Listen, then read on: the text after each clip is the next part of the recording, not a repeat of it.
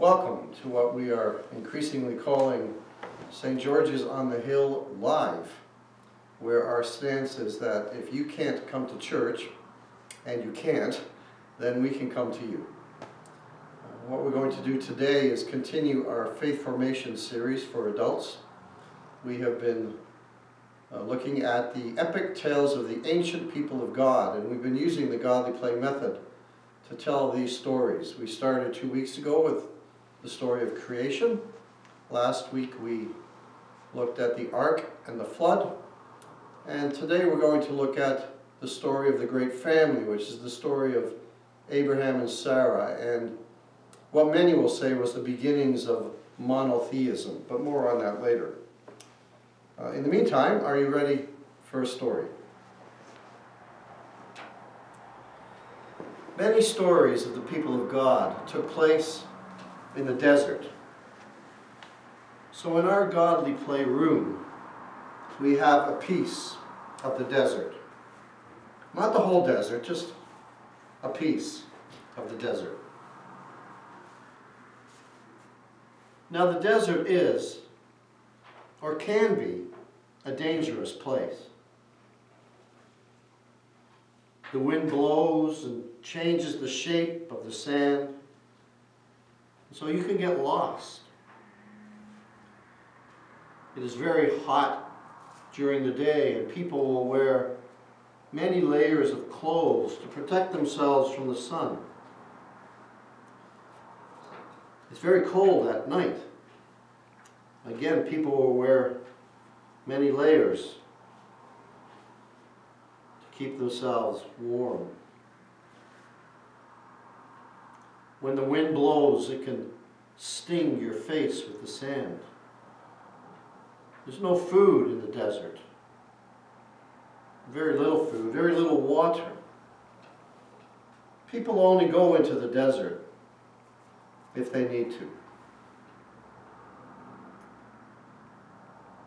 Now, after the great flood, the creatures went in the four directions to fill the earth with life again. They settled alongside rivers, in small towns, in villages, and in time, great cities.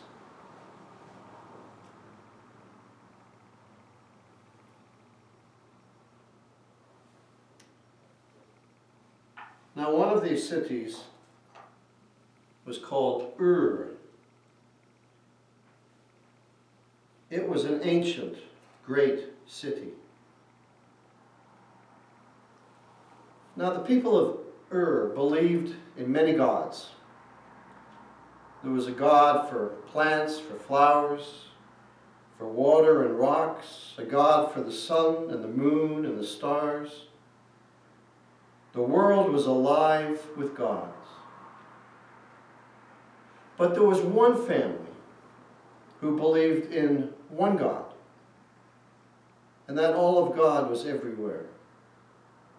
They did not know that for sure, but that is what they believed.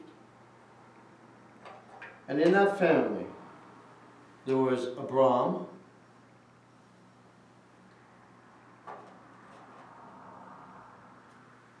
and there was Sarai.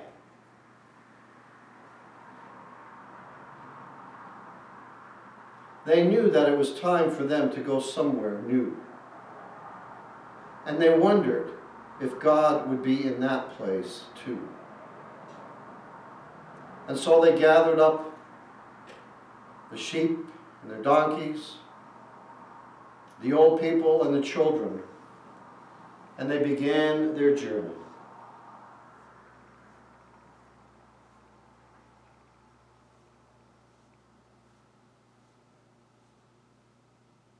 They followed the great river Euphrates.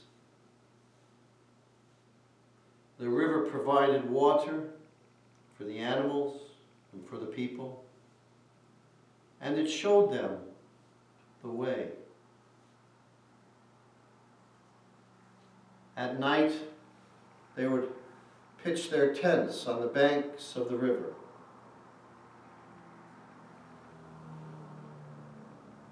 It was a long journey.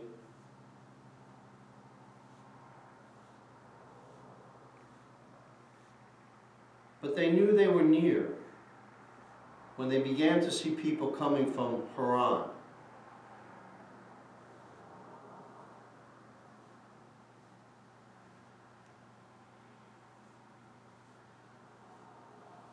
And then they were there. Now sometimes they would go to the edge of the desert and they would look out on the sand and up at the stars in the sky.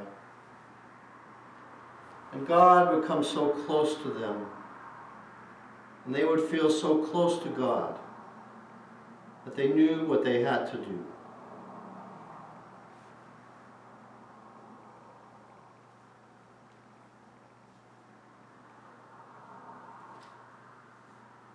It was time for them to travel again. So they gathered up their sheep and their donkeys and the children and the old people, and they began to move eastward towards the land of Canaan, westward actually. This time, they did not have the river to show them the way and to provide water.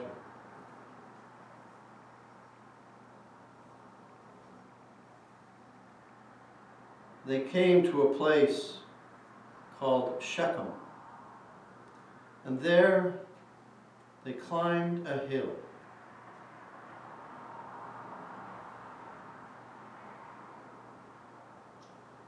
And they prayed. And they knew that God was in this place. And so they built an altar.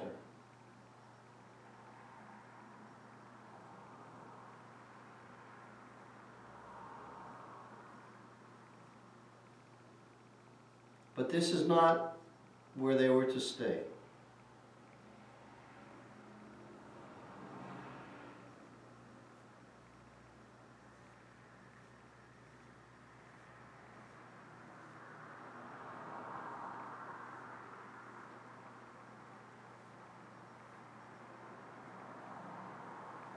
And then they came to a place called Bethel. And again, they prayed. And they knew that God was in this place too. And so they built an altar there. But this is not where they were to stay.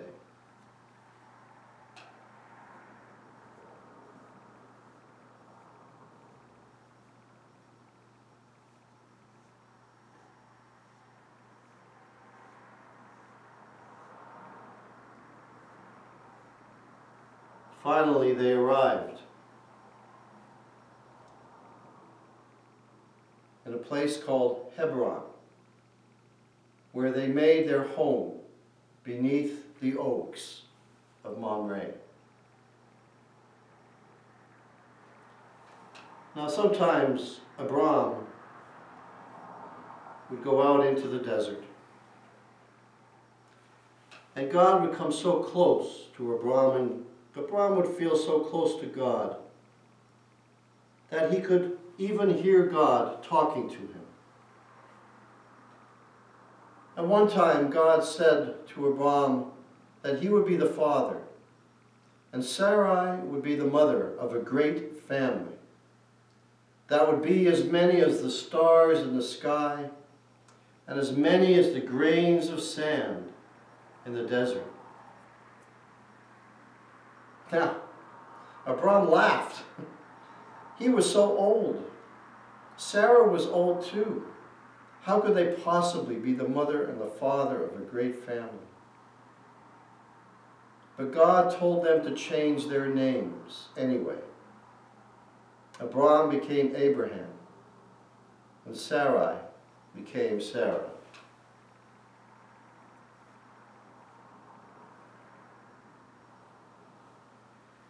Many years passed, and one day, 3 strangers came out of the desert. Abraham met them at the tent and invited them in for a meal. Sarai took 3 measures of flour, which is a lot, and she served them meat and bread and milk and water, as was their custom. At dinner, the 3 strangers told Abraham that he would have a son. Well, he laughed again. He was so old. And Sarah, who was listening at the door of the tent, well, she laughed too. But do you know what? They had a son. And they laughed again. And they called their son Laughter, which in their language is Isaac.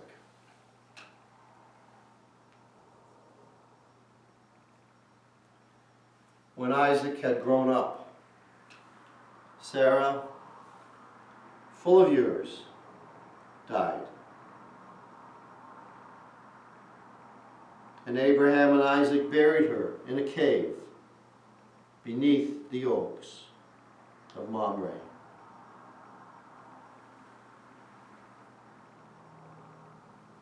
Now Abraham was getting very old, but there was one more thing that he needed to do.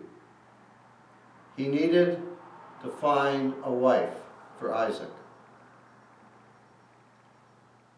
And so he sent his most trusted helper back to his home. The helper passed Bethel and Shechem. And as he drew near to Haran, there was a well. And at the well, there was a young woman. Her name was Rebekah. Rebekah provided water for the helper and for the animals. She was as courageous as she was kind. And she invited the helper to her home for a meal. There, the helper talked about the great family, about Abraham and Sarah and Isaac. And Rebekah decided that she would become a part of that family. And so they traveled back.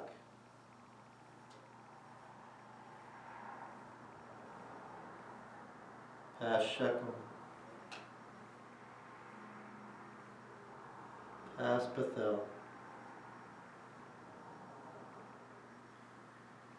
When Isaac saw Rebekah was on her way, he came out to meet her.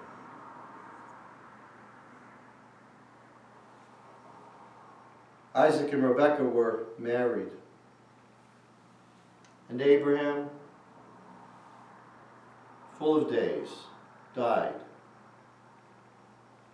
And Isaac and Rebekah buried him in the cave with Sarah beneath the oaks of Mamre.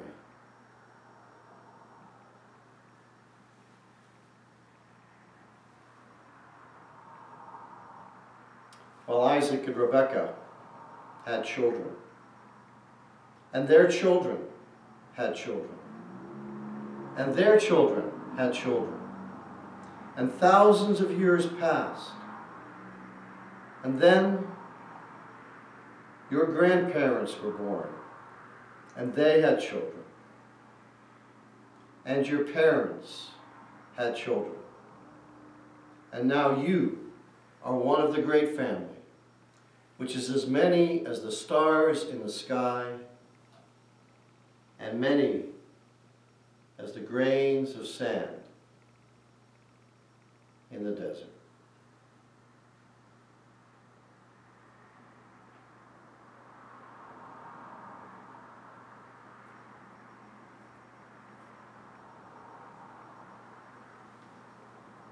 Now, I wonder what part of this story you like the best.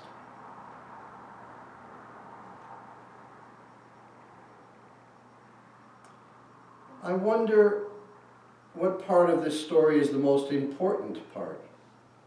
It might be the same as the part you like the best, but it might be different.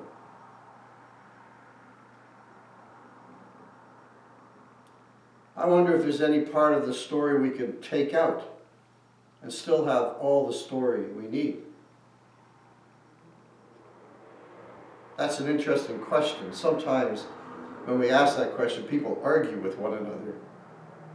What can we take out? Maybe this river? Who knows? But finally, I wonder what part of this story is about you. Or where are you in this story? Are you on a journey? Where are you on the journey?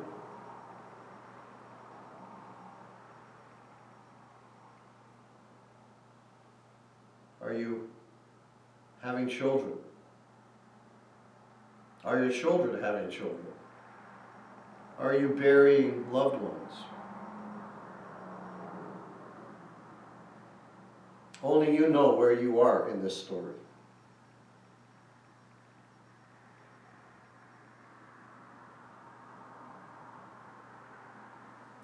When we've been gathering together, this is usually the time when we ask you a question, which is, I wonder what you wonder. I wonder what your questions are about this story. And if you want to email me at the church at andrew@stgeorgesonthehill.ca, I'd be happy to hear your question and engage with you. And then, as you know, we usually begin to really dissect the story and go more deeply.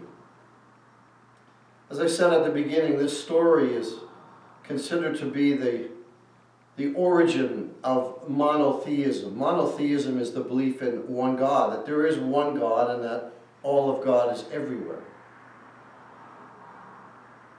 Before Abraham, many people say, it was only polytheism. The world was alive with gods, many gods. And so Abraham and Sarah are considered to be the father and mother of at least two faiths, Judaism and Christianity, and Abraham to be the father of three faiths, Judaism, Christianity, and Islam, all monotheistic. Now, there is a neat and tidy way of understanding monotheism, that there was a shift from many gods to one God. The God that Moses called Yahweh or Jehovah. But as with most things, it wasn't really quite that neat and tidy.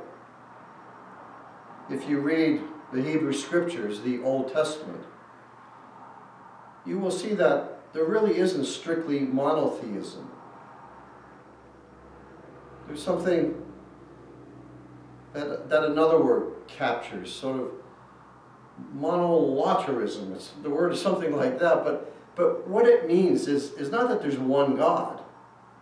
It actually acknowledges that there are other gods.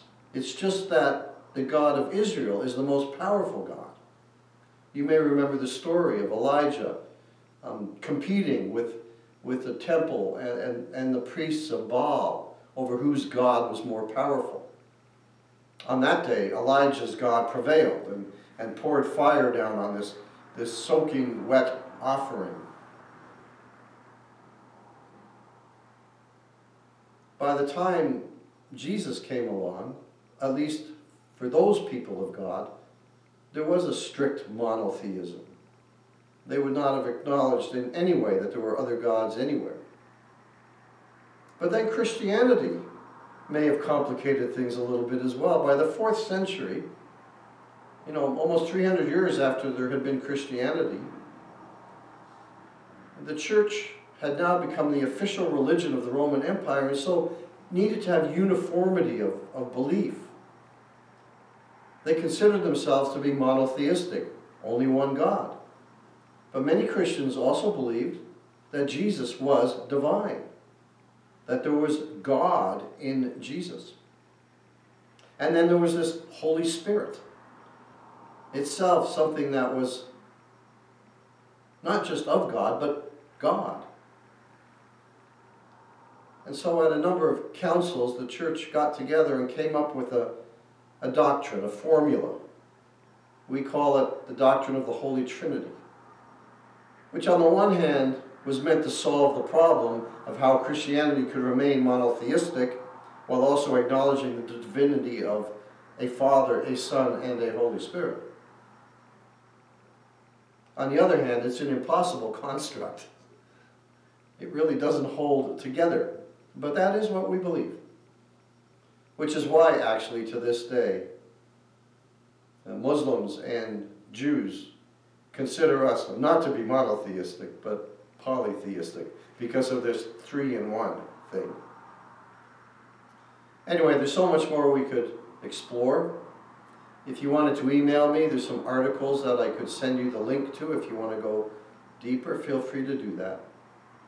But thank you for joining, and we'll meet again next week, and we'll look at a whole new story, the story of the Exodus.